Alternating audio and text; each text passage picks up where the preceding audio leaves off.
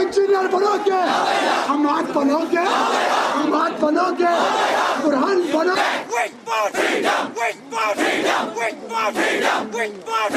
हमाद खान मेरा class fellow था, मेरे साथ ही पढ़ रहा था, हमारे साथ खाना खा रहा था, एक साथ थे। फिर जब उस पर भी जुल्म हुआ, उसके घर वालों पे भी जुल्म हुआ, भाइयों पे भी जुल्म हुआ, बहनों की असमतें लुटी।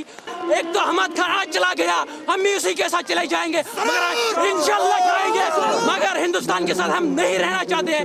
हम यूएन को कहना चाहते हैं, हम ट्रंप को कहना चाहते हैं, हम सभी तंजीमों को कहना चाहते हैं, हम लेके रहेंगे आज़ादी, भले वो हमारा साथ दे न दे, इंशाल्लाह हम लेके रहेंगे आज़ादी।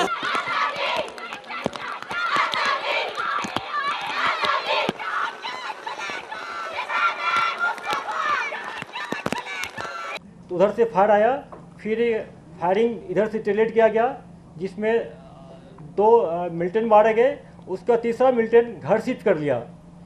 उसके बाद फिर दोनों तरफ से फायरिंग हुई। उस फायरिंग में तीसरा मिलिटेंट मारा गया है।